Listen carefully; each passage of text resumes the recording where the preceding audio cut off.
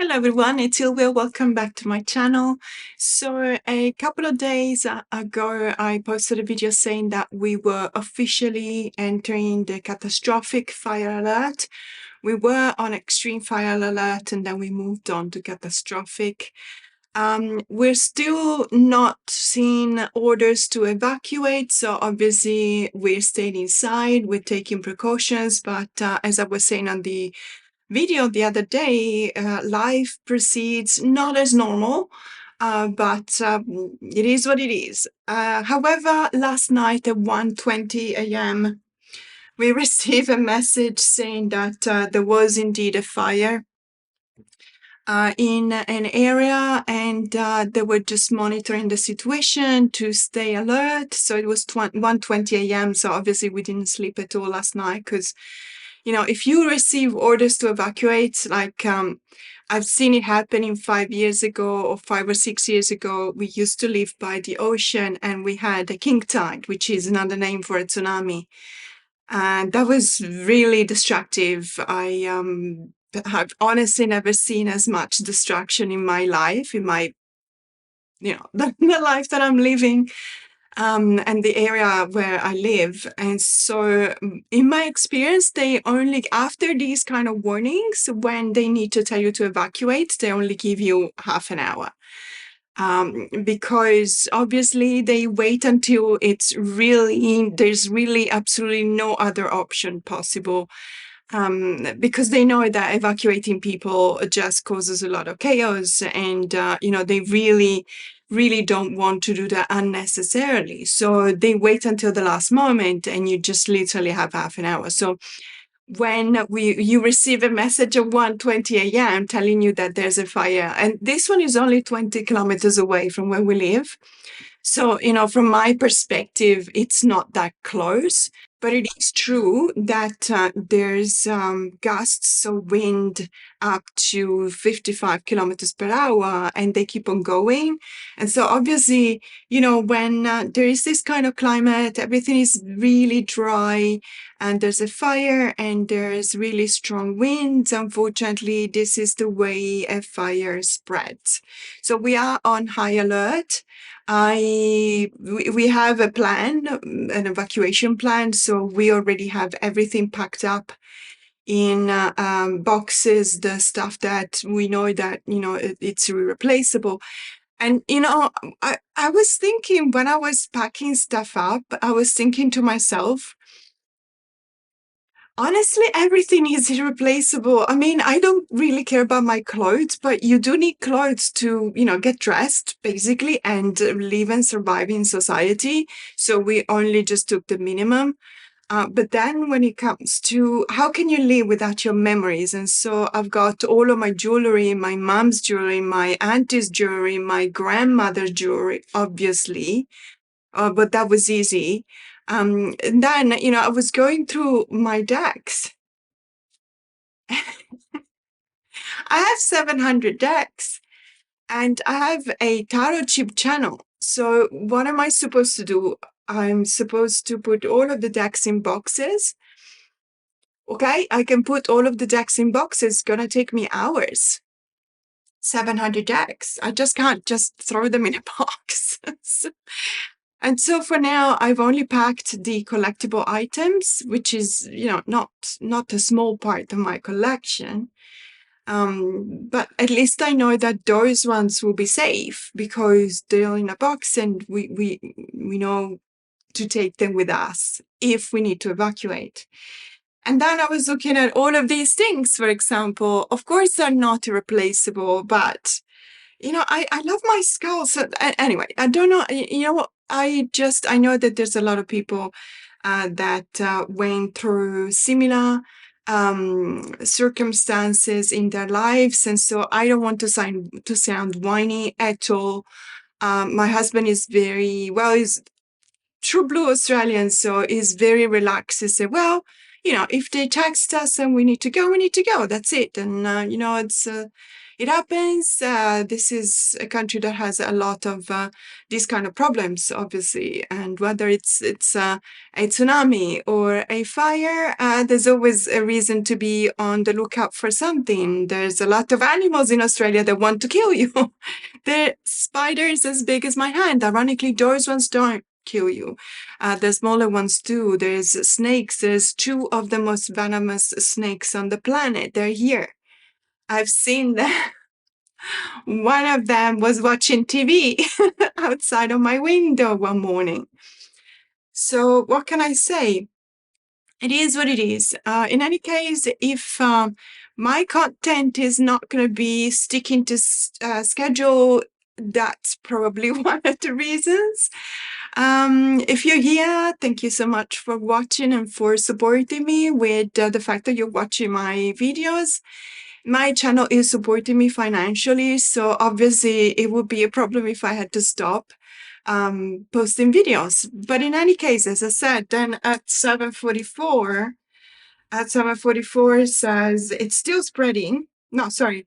It's still the fire and rescue in New South Wales is still responding to a fire, and no, they're just advising us to stay indoors and keep away from the fire scene. Well, that's really no brainer. And not using the aircon, closing the windows, etc. We'll see. I obviously usually have candles, but obviously no fire at all. We're on total fire ban, even inside, of course. I don't know whether I'm exaggerating because a candle is a candle, but then again, I don't want to be the stupid one that starts a fire because she thought that a candle is not enough. It's not like I'm lighting a candle outside. But then again, they even told us, no aircon, that's because of the fumes, obviously.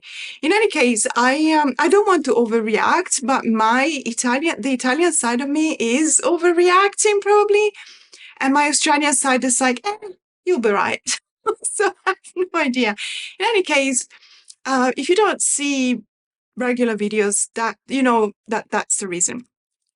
What I want to do today, apart from sipping on my coffee, which is because we can't use aircon, obviously, then I'm trying to stay cool as much as possible. So, sipping on my coffee, which is so good. I use the soy milk, what's it called? What soy? Something like that. So good. And a hazelnut syrup. And yes, I know I shouldn't because it's all sugary and it's all bad for you, but I am here and I really have to calm myself down, at least my Italian side. So I have a couple of decks and I thought about doing an unboxing with you guys because, believe it or not, talking to you actually gives me some kind of serenity because I have to focus on what I'm saying. And so here we are. So I received a Kickstarter reward, and this is the Myth Weaver Tarot. I had no idea that Lalania Simone, she's also the author of the Wise Earth Medicine Tarot. There's an oracle deck that she's made, and I've got it. And another tarot deck. She's very prolific. And the Cosmic Seed Tarot, for example. And they have been picked up mass market, so they're readily available if you want to check them out. This one, of course, is just at this stage is still a Kickstarter campaign reward. So I don't know whether this one will be picked up mass market. If it's a beautiful one, I always hope that it does, simply because I am one of those people that, unless we're talking, as I said, about a collectible item, and that I do have a kind of a different approach to a collectible item. But when it comes to an indie deck, I kind of hope that everyone will be able to enjoy it because, I like it when more people can enjoy a deck, especially if it's a beautiful deck. So when we go from indie prices to mass market prices, even though let me tell you lately, let me just zoom in the meantime as well.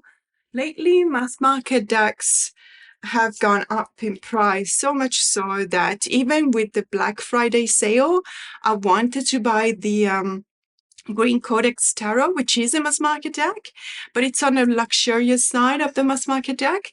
And it's still about $60 plus shipping. So honestly, I really don't see that happening. Sorry. It's just that, for me, mass market, and I've said that like a million times. I get it that there's a lot more when it comes to the production of the item. Absolutely, it is a deluxe item. So obviously, there's probably a really big guidebook. I'm expecting it. I don't have it. And maybe it's gilded. Maybe there's, maybe there's additional cards. I don't know. There's a few elements to look out for when you want to justify a price. But a mass market deck, the reason why we call it mass market is because it needs to have a mass market production, which is aimed as a mass market distribution. Again, I get it that sometimes they do have these kind of elements that make the price go up. Fair enough. But in that case, I just cannot afford it, especially if I have to evacuate, and yeah. Anyway, so Myth with a Tarot, Lelania Simone. I'm really hoping, sorry, this one needs to be opened. Okay, give me a second. So I don't think I've ever seen anyone showing you how to open a very stubborn flap in a tack box. Every time it ends up tearing up here and here, where there's these two little cuts. So I've seen someone doing it once. I will want to credit that person, but I honestly don't remember who it was. But one thing that you can do in order to avoid tearing the flap, you just take a scissor and you try and insert the thinnest of the two blades. You insert them under the flap as much as possible. You might press on the sides in order to make a bit of an arch. Then you go all the way to the other side. That's important because otherwise you might be caught in the two wings that fold in. And then you just go like this. There you go. So at least it's not, it might be a little bit arched and bent here, but at least I did not break further into the flap, as you can see here. I've seen it once, I've seen it done once, and to be honest, I always do it now because you can tell in my collection, especially if you take aside all of the tack boxes, you can tell when I saw that video. So all of the tack boxes until then are all ripped in here, and then I saw the video and all of the other tack boxes are in, like this one, just not ripped. So let's have a look. It does come with a guidebook, so a tack box, but we do have a guidebook. And wow, that's a really beautiful black sprayed edges. But let's have a look at the guidebook just shortly here. It does feel, oh, I love the font size. I love it. Thank you so much. I can read it. It's not tiny. A bridge between worlds, the myth with the tarot is a tapestry of global myths woven into the language of tarot. In a world that often feels fractured and fast-moving, this deck invites you to slow down and listen, to remember the older, wilder truth beneath the noise. Each card is a doorway rooted in myth, yet deeply attuned to our modern lives. The gods, spirits, and creatures chosen here are not abstract symbols, but living archetypes drawn from cultures across time, from the Andes to Mesopotamia, from African forests to Polynesian seas. Some are well known, so others have been silenced or erased. Here, they rise again to be seen, honored, and heard. Really loving this introduction. It does not claim to perfectly represent each mythology. I just wanted to say, because my eyes already went when during the campaign I saw a couple of cards and I was thinking to myself whether that was indeed the best way to represent that specific myth. But I immediately got what the manifestation and the intention behind the deck was. This is in order for us to be creating this connection with this mythology, and it doesn't have to be an exact or a perfect representation of that. So it does say that here as well. The art mimics lino-cut techniques layered with botanicals and textures color, where possible figures are depicted with cultural accuracy, where not. Creative integrity guided the design with respect at its core. So I'm expecting it to be, something that we may notice, but it is done still with, it's manifested with respect. And because of, creativity sometimes has to find creative solutions, of course. So we don't have the thumbprints of the cards, but it doesn't really matter because we do have the cards. And that means that we have a little bit more room when we talk about the cards. And I see already there's a little bit of a renaming for the core cards. So we've got the Seeker. I'm expecting it to be for the Page, and then the Warrior, for sure, the Knight, and then the Goddess as the Queen, and the God of Wands. So we've got Seeker, Warrior, Goddesses, and Gods for the core cards. Then we got, I don't think there's any renaming when it comes to the minors. So we got Wands, Cups, and Swords, and coins, which is absolutely fine. And I don't know when it comes to, okay, so we do have some renaming when it comes to the majors, so we'll see it. The Boundless One, the Shaman, the Sibyl, the Divine Mother, the Divine Father. I really get that. The Wisdom Keeper, absolutely. The Sacred Marriage, the Warrior's Path, the Wild Grace. So they're all being renamed. I thought it was just one or two. The Deep Watcher, the Great Turning. You know what? We're just going to have to look at the cards, obviously, because then we'll be able to see that with our own eyes. And let's have a look. Okay, so these are the backs, which I just noticed they really go well with this Ring of Minds, which I adore, by the way. I just absolutely love it. So I had to show you because it's basically like this. So normally I don't buy rings that have a void in the middle because they kind of make my fingers look larger. But this one actually goes really well, and I really, really like it. And it was super discounted. We had like a 75% discount on our local, is it Pandora? No, it's not Pandora, it's the other one, Swarovski. So this is from Swarovski. We had like a 70%, 75% sale on our local shop at Swarovski. And I was like, you know what? Even with 75% sale, it wasn't cheap, but I was like, well, I spent more on rings, so I'm just gonna buy it because I really wanted it. And well, I just wanted to show you. I really like it, and it goes really well with the roses on the back of these cards. So I love the sprayed edges like this, the black ones. And also the cardstock is my favorite. It's that cardboardy kind of papery kind of feel to the cards, but it's very sturdy at the same time, and it's got a really good bounce, as you can see. So this is, when it comes to the production value, it's exceptionally good.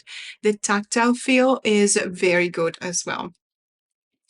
So, as I said, okay, we know that we're going to see some mythology represented here. So I am very happy to say that there is the name of the character represented on the card. So we not only have the, let's say, the renaming for the major, in this case, the full is called the Boundless One, like we've seen earlier on the guidebook, but we also see the name of this character. So this is Pan. I would have known that because this is probably one of the most popular characters from mythology that we have heard of. But also we have a couple of keywords. So we've got innocence and trust. I like that. Obviously, when we talked about it a million times before. When you look at a card and there's a couple of keywords, obviously there is a choice. There's more than a couple of keywords, and there's more than innocence and trust associated with the Fool. But I do like the effort, and not always, but most times I would actually resonate with those keywords. Then we got Merlin with the Shaman and Initiation and Manifestation. And then the Oracle of Delphi with the Sibyl, Sacred Knowledge and Intuition.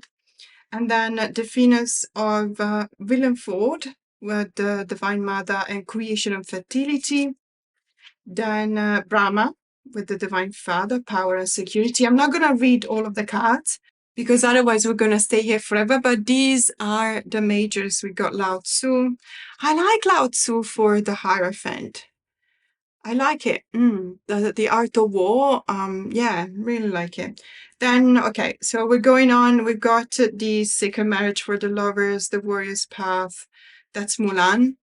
The Wild Grace, the Deep Watcher. That's beautiful.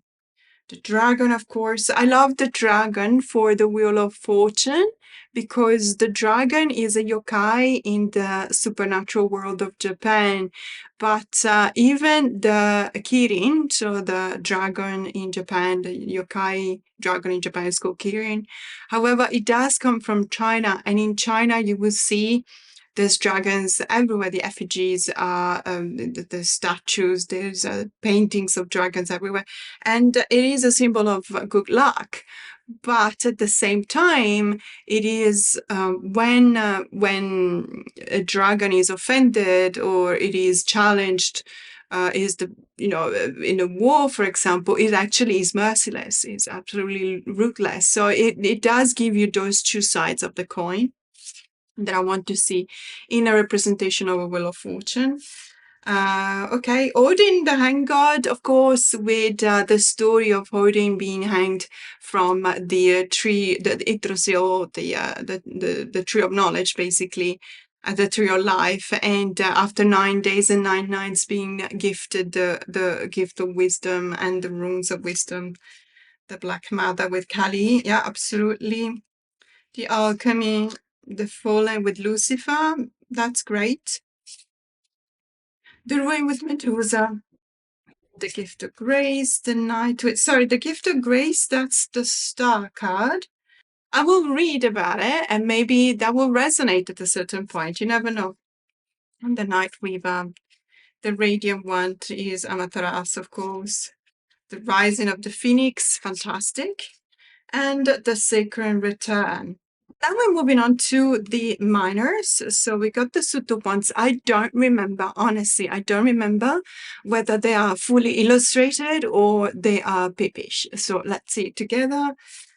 Okay, so we've got the two ones with the grandmother spider with planning and choice. You know what? I get planning for sure. Spiders are strategists.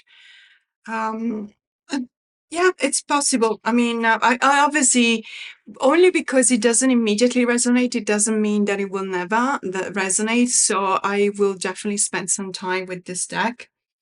I'm happy to see there's, there's representation of mythological characters for each and every card, which is always fantastic because it means that this could be a fantastic deck study. When maybe with my members, it really depends because I, generally speaking, don't want my members to have to spend any money. And whenever we are choosing a deck, I kind of gently suggest to focus on a mass market deck rather than an indie deck. Because obviously, if someone doesn't have it, then I don't want them to feel left out.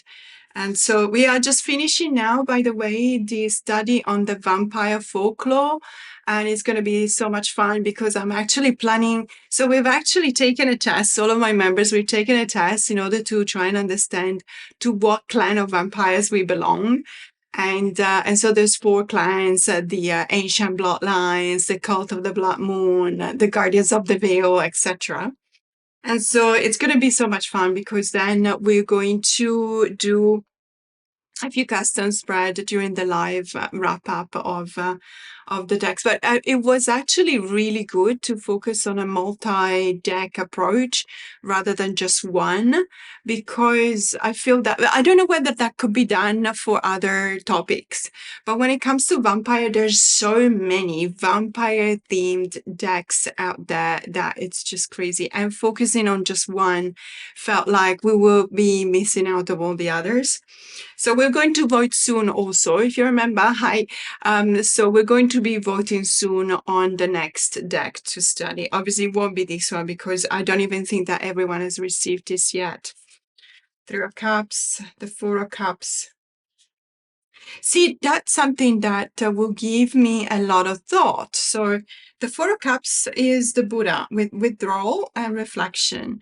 I get withdrawal and reflection associated with the Buddha. I don't necessarily associate withdrawal, yes, but reflection with the Four of Cups. I think that the situation in the Four of Cups is the character on the card being too overwhelmed by restlessness to the point of being completely frozen. And if you've been through that, if you felt that, you understand what I mean with that. So there is choice in front of you, but you're so overwhelmed by your own feelings that ironically you're kind of frozen and you cannot choose anything. I've been there, and I know that it sounds like a contradiction in terms, how can you be frozen if you're overwhelmed? You will be fidgeting, you will be, moving, restless, etc. It happens, or at least it happens to me. It's obviously a nervous response to a certain type of situation or feeling. So what you're going through, what you're thinking about, or even something that has happened and shocked you. But it does, when you're moving too much, at the end, you just freeze. So I do associate that with the Four of Cups. But at that point, you're not able to reflect. If you were able to reflect, then you would be able to choose at a certain point. So I do associate, I do see that, you know what I mean? I see that, the Buddha for the Four Cups, but just a small part of the Four Cups. And that is one of the risks, when you do choose a couple of keywords out of, 6 or 7, it's inevitable. So let me know what you think, because I'm always interested in your opinion. Then we got the Five of Cups. So I'm not going to, as I said, I'm not going to go through each and every one of the cards. But let's just double check the Three of Swords. You know which cards I'm always going to check out. The Three of Swords, the Five of Swords, the Seven of Swords, the Nine, the 10, and then the Queen of Swords. Because the Suit of Swords is the one that I'm most interested in. Because, it is the one suit that I believe that most people would just try and finish as soon as possible because they don't feel comfortable with it. And it is my suit. So obviously I'm kind of interested. Okay, so this to me, this to me looks like a harpy, but it does not say so here. I honestly cannot read it. It's very tiny and it's also in cursive. I can read cursive, but not, sometimes there's a cursive font that is just really difficult to read. So what I'm going to do, the keywords are heartbreak and revelation. I like, so the heartbreak, yeah, we know. The revelation, I really like it, but I'm going to double check here if it tells me what the name of the mythological character is, because the Siren, the bird woman of melancholy and enchantment. So is that a different name for a harpy?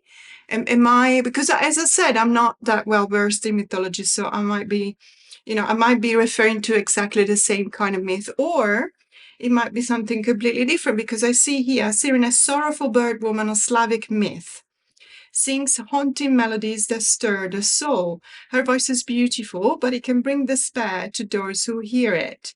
She embodies the bittersweet ache of love and longing.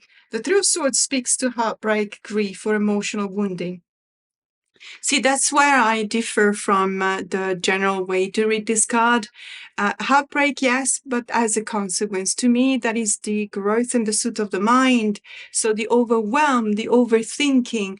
Of course, that can lead to heartbreak 100%, but I don't start with that. And especially, I do not read it as emotional wounding. That is a consequence of your overwhelm of the mind. However, I accept that my way of reading this card has been formed and informed by, decades of reading in a certain way. So obviously this is my interpretation. And I know that heartbreak and emotional wounding is the mainstream kind of interpretation. This card calls you to face what hurts, not to dwell in suffering, but to acknowledge it with compassion. Beautiful. Siren reminds you that pain must be felt to be released. Let the sorrow move through you. In time, her song softens. Then it also gives you a shadow meaning. So suppressed grief, emotional numbing, or dramatizing pain, let your heart break open. Wow. Wow. I love, but I knew that about Lelania. So I really like the way she's expressing the concept of the cards in the guidebooks. I've always really appreciated her writing style as well. I think it's direct, but also very melodic and almost lyrical at times, which is ironic, referring to the singing bird woman. Then the Four of Swords, and we got the Five of Swords with the Trojan horse. Yes, yes, I love that. Perfect. Freaking perfect. Thank you. Fantastic. This, perfect. It's the, how can I say, sorry. I get very excited when someone finally doesn't confuse the Five of Swords with the Seven of Swords. So it's the unfair advantage is the fact that you find yourself in a situation in which you cannot win because someone, guess what, has been doing stuff behind your back you're not aware of. And even if you try your best, you cannot win. So of course the Trojan horse, absolutely yes. Thunderbird with the Six of Swords. And then let me just double check. This is the Kitsune for the Seven of Swords. You know what? I may be on board with that. I know a lot about the Kitsune, guys. It's one of the yokais that I know the most. I've seen like plenty. I mean, statues and reproduction of kitsunes. Kitsunes also in Japan are meant to be the guardian of temples. So when, especially in, let's say, in Asakusa in Tokyo, but you find plenty of kitsunes in Kyoto and other temples. Zawa has got a few temples with kitsunes around. I've seen them in Nagasaki, I think. I've also seen them in Okinawa. So I've seen plenty. I can tell you this. Does it resonate for the Seven of Swords? This is really important for me. Can you tell the tension? So hidden motives. Let me just read out of the guide. You know what? Let's just read out of the guidebook. I'm almost shaking because I'm really worried. So let's have a look at what it says here. Okay, mythological figure is the kitsune, the trickster of shifting truths. Yes, the kitsune is 100% a shapeshifter. Is it a trickster? It is. Yes, the kitsune is a trickster as well. But why? Why are they tricksters? So you will find that the kitsune people, they have a society and they live and they have a society that pretty much mirrors the human society. So they even have weddings. When they have a wedding, they hold the wedding and the ceremony, let's say, in the middle of the forest. But they don't want humans to see them having these ceremonies. So what happens is that whenever there's a wedding between two kitsunes, there will be a lot of soldier kitsunes that keep humans away. And in order for them to keep humans away, they will find any sort of tricks. So they will make it rain, for example. They will pretend that there's a fire. They will pretend to attack them, but then they will disappear. So there's a number of things that are related to using tricks. And tricks are always functional for the society of the kitsune to just live undisturbed and unseen by humans. So I get it. Yes, it is a trickster, but it's not a trickster like the tanuki, for example. The tanuki is a trickster that is always making fun of humans because their purpose is to make fun of humans. So I would say that is a different intention. The kitsunes, they just want a pacific kind of life. They don't necessarily want to be disturbed by humans.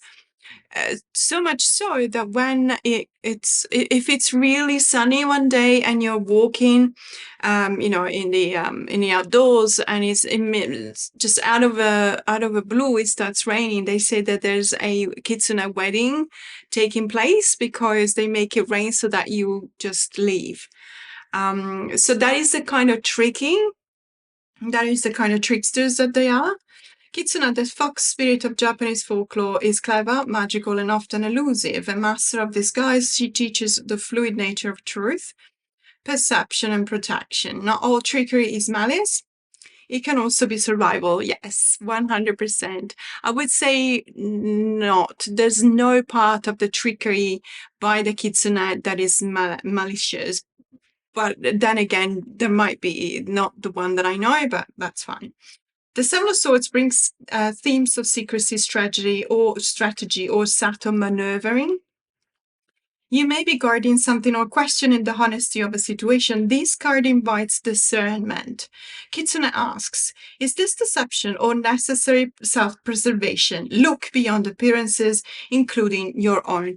I feel like crying because finally we have someone that understands the Seven of Swords.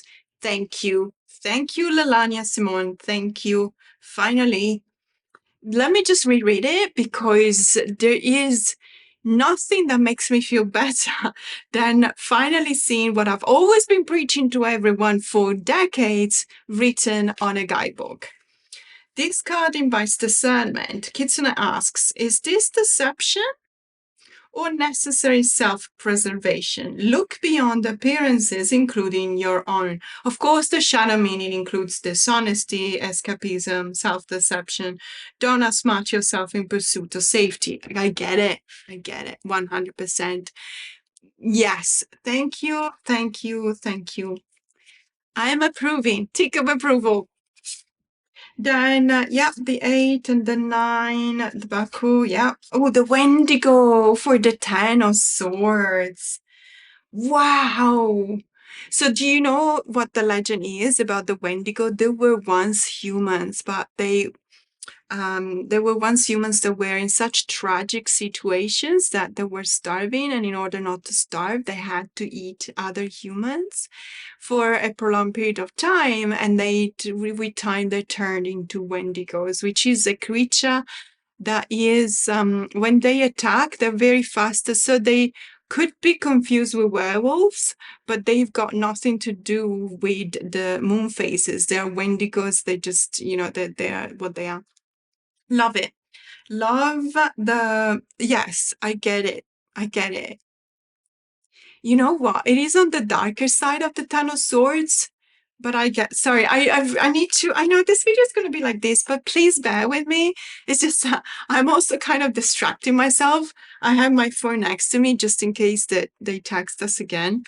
But I just need to distract myself. And tarot, well, you know what? This is one of the reasons why I read tarot and I collect tarot, because it makes me feel happy when I'm worried.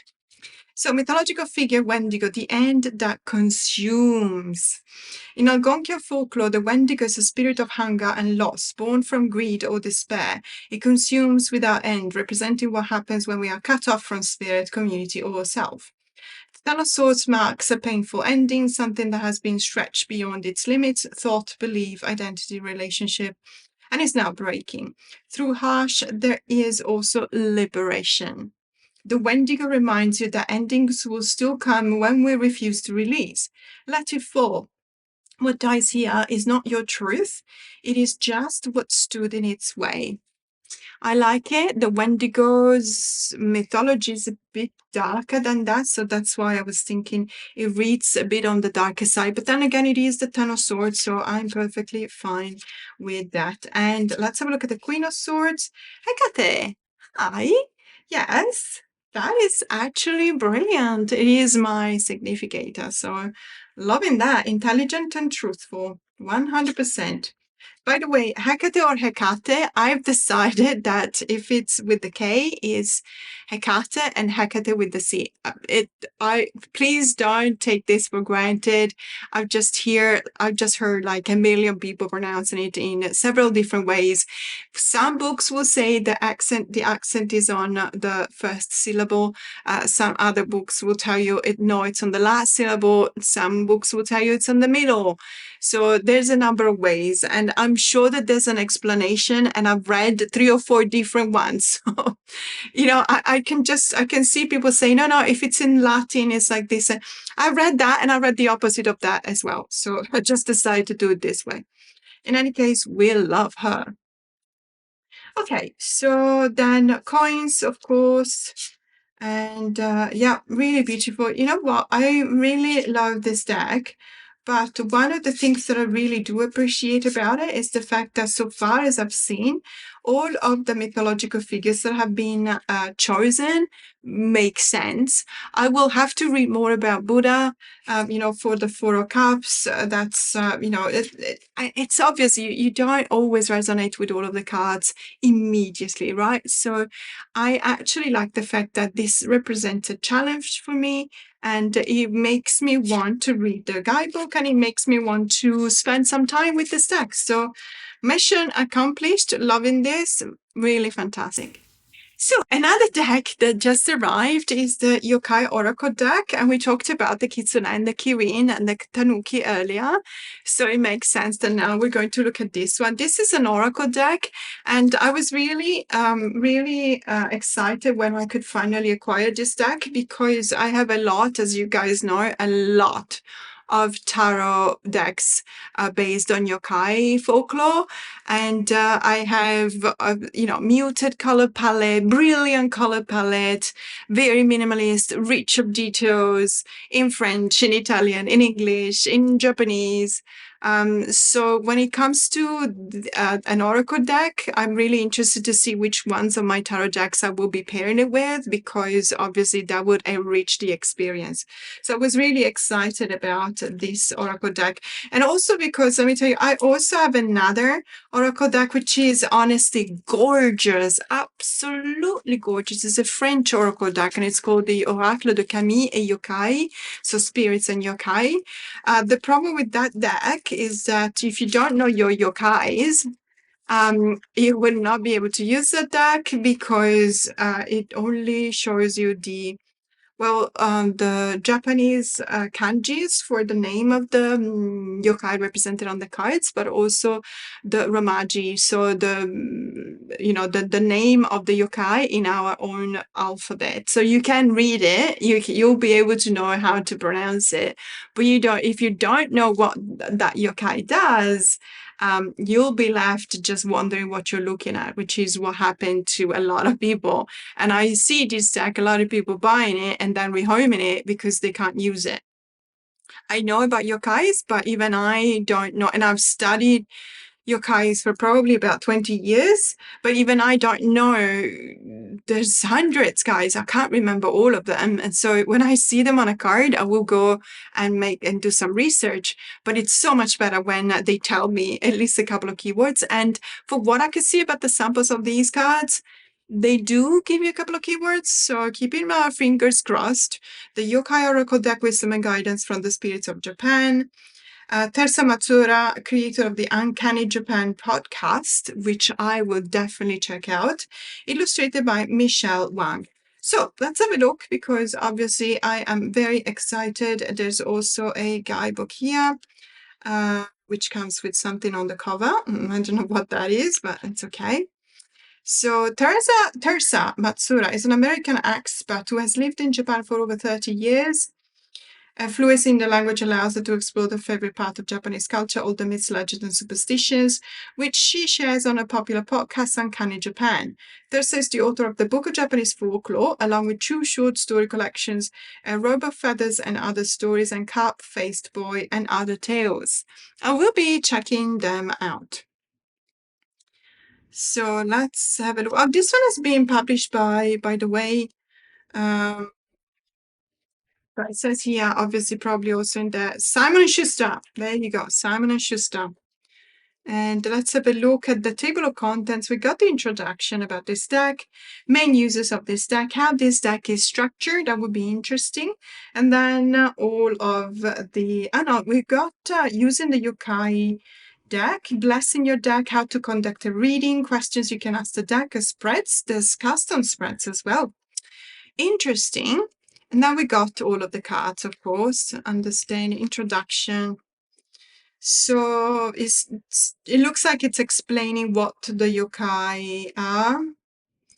And whether you're looking for advice or a specific challenge in your life or just wanting to see what the cards hold in store for you today, the Yokai Oracle deck can help you harness the ancient wisdom of Japanese folklore. Okay, fine. So, and we do have a full page in color, as you can see here. Then we've got the name in Romaji, obviously, so in the Western alphabet. And then we've got it translated or an approximate. Let me tell you, you cannot always translate the names of yokais. I don't know what they're going to do. Red bean washers, okay. Then we've got the kanjis. Then we got a couple of keywords: persistence, diligence, and focus. Kotsu kotsu, little by little. Nice that there's also this Japanese saying. So you will find that there's a lot of Japanese saying that repeat. There's just one word but repeated, and I find it very cute. Kotsu kotsu, little by little. So there's also a reflection here. Really interesting. Really, really interesting. I think that there's a lot of research that has been done when it comes to these characters. And I'm so excited because it also looks like it may pair up really nicely with one of my favorite Yokai Tarot decks. So, you know what we're going to do? We're going to just dive into the cards. Without much further ado, we're just going to have a look at the cards first. And then, without looking at all of them, otherwise this video will be 3 hours long, and I don't have 3 hours, no one does. We're just going to have a look at how it pairs up. See how many colors? I love this. This is making me so happy. Oh, look at that. Wow. Bakekujira, the ghost whale, there's such an amazing and also heartbreaking story about the Bakekujira. So it's because, look at the Bakeneko, Nekomatas, shape-shifting cats. Oh, Manaki Neko is the lucky cat, by the way. Neko is cat. Oh, wow. Oh, I'm so happy. You have no idea how happy this makes me feel. Because I don't know, I see everything that I wanted in a yokai deck. I'm actually seeing it here. It's right in front of me. I'm looking at the cards, and each and every one is better than the last one. And wow. And I just really, really love it. Look at the kappa. Okay, I would have wanted the kappa to look a bit more whimsical because they are supposed to be. But it's okay. I'm okay with this. I'm okay. Karakasobake, the umbrella. See, there's all of these objects. So it's objects that have been forgotten for like hundreds of years that become yokai. How cool is that as a concept? I just really love it. So the kitsune bee, so bee is fire, kitsune is fox. Hanabi, for example, is the fireworks. So the blossom in sakura. This is really beautiful. I like the fact that we are given this portrait of the kitsune and the society of the kitsune. So I'm interested to see what the reference in the Japanese folklore is: dazzlement, illusion, discernment. It feels like it could pair up really nicely with that Seven of Swords that we talked about before. So I really like that. It feels like it was meant to be. My goodness, look at this. Wow, with all the eye bulbs. Wow, many-eyed monsters, awareness, vigilance, and perception. Really cool. So, and it's got a lot of cards. I don't know how many cards it's got, but it's not a small deck. What is this? Shirime, rear and eyed monsters. Humor, surprise, and absurdity. Yeah, I've never heard of this one. See, I like it when I can also learn something, of course. Of course, the sea monks. Umiboza. Mystery reverence the unknown. This one is very famous. It's the Fire Wheels or Soul Takers. It's actually very cruel, but merciless as a yokai. Yatagaras Yukionna, of course, the Snow Women. Wow, guys, I'm so happy about this deck. This is amazing. This is amazing. So let me just grab a couple of tarot yokai and let's see how I can pair them up. Okay, so I have taken out 4 of my tarot decks based on yokai. So this one is in Italian, tarocchi, yokai. This one is the Yokai Tarot, a Kickstarter award from a few years ago. Unfortunately, this deck is out of print, incredibly hard to find, and super duper expensive when you do find it. Then the Yokai Tarot, released by Lo Scarabeo probably a year and a half ago by Marga Viazzi and Paolo Bertazzo. And finally, Laura Tuan's version of Yokai Tarot. This is by the Vecchi. This version is by the Vecchi, which is an Italian publisher. So this deck is in Italian, Tarocchi Giapponesi. As you can see here, it's got the Kitsune. What I'm going to do, we're going to use the Oracle deck in the middle and then 2 different decks on the side. So we're just going to start with these 2 for no particular reason, simply because they're just here. So let me just set all up. All right, so here we go. Let's have a look, because I think that they all pair up nicely. But then again, it's also a matter of taste, of course. This deck, for example, is more similar. The one released by Lo Scarabeo by Marga Biazzi is more similar to the Yokai Yochi because of the it's not as muted when it comes to the color palette as the Yokai Yochi, but it doesn't have a full spectrum of colors, like, for example, this one here. And the Oracle deck seems to have more colors, but it doesn't clash. I don't think it does. And at the same time, when we look at the art style, it feels like it's probably more similar to this one. It's almost anime-like.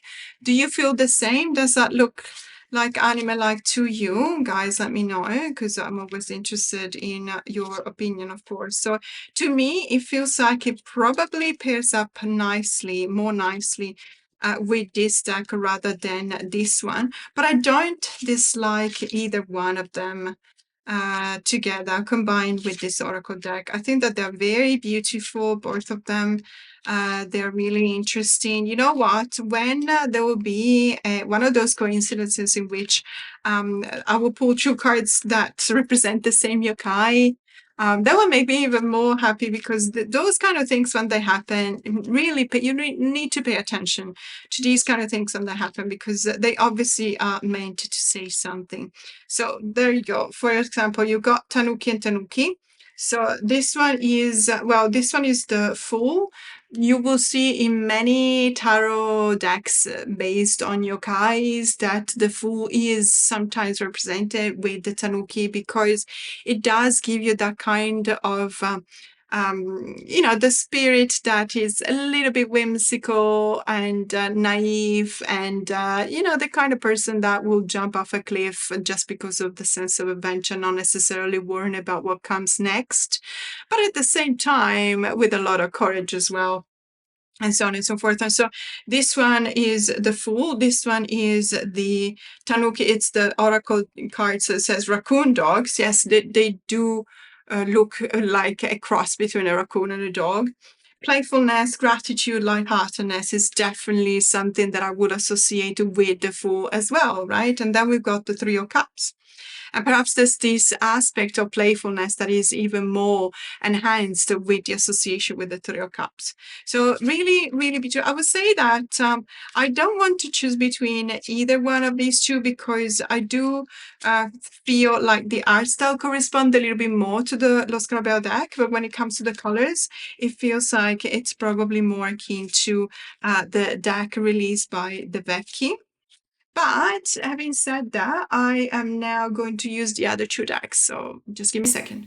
Okay, so let's have a look. So this one is the Italian deck published by Noi Noi.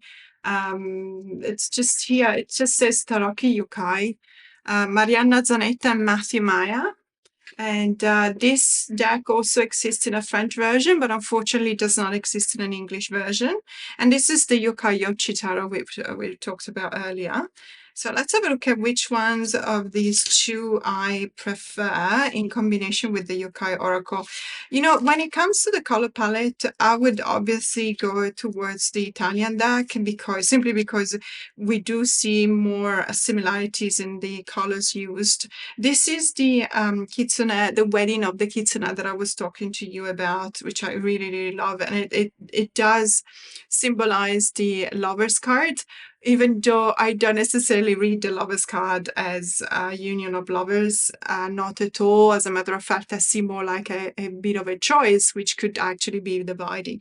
But there could be a union following suit. So it's, you know, we can always find a way. I do like, however, the way in which the skulls in the Yokai Yochi card correspond to the eye bulbs in the Yokai Oracle card. So it's always really nice when I can find these kind of what I call resonances between the two cards when I'm looking at a possible combination of decks, especially when it's an Oracle and a Tarot deck. So I don't know though, because it feels like on the one hand, it does feel like the colors are more similar. But then again, I'm now realizing that these two, so the Yokai Yochi actually pairs up really nicely with the Yokai Oracle as well. So I would say I like both of them. Again, I can't necessarily make a choice. They are both really beautiful together, and I'm really liking them. I'm really, really enjoying this. I could go on looking at the images forever. It is just really beautiful and also really interesting. Obviously, we're talking about half a dozen authors here that had to make a choice. So they were not just interested in the way in which the yokai world can be associated to tarot, but also they were making choices as to picking up the yokais that should represent one or another of these tarot cards. So it's always really interesting for me to notice these kind of things. And I'm also, when you put together the fact that they are absolutely beautiful when it comes to the aesthetics, the colors, even with muted color palettes like this one, I really, really love them. And also, obviously, the art style. This is what makes me happy. This is really making me happy. Really, absolutely gorgeous decks. Love them all, I will have to say. So I'm probably going to use all of them together. I might even create a custom spread. So when it comes to time, we have been going on for a while. So I'm just going to stop here. I do have another couple of decks, but I feel like there's these kind of videos which are going to come out more often, at least until we get rid of this catastrophic fire condition. It's normally I put a lot more intention in my videos, and you know me, I always find very sometimes really odd themes to talk about, odd topics to talk about.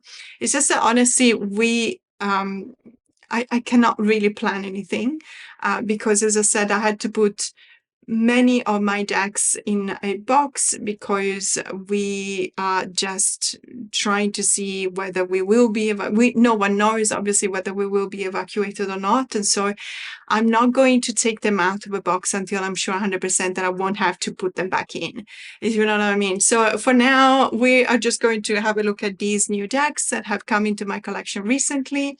And then, hopefully one day we will be completely 100% safe. In any case, I hope you enjoyed this. And if you did, it does support my channel when you talk about my channel to others that don't know it yet, when you subscribe, when you put a like, when you put a comment. So I kind of request you to please do it, because the more people know about my channel, the more views I get, and also the more members I get, the more videos I can then produce, because obviously it is all depending on that. So with my most heartfelt gratitude, thank you so much for watching, and I will see you soon, hopefully. Bye, guys.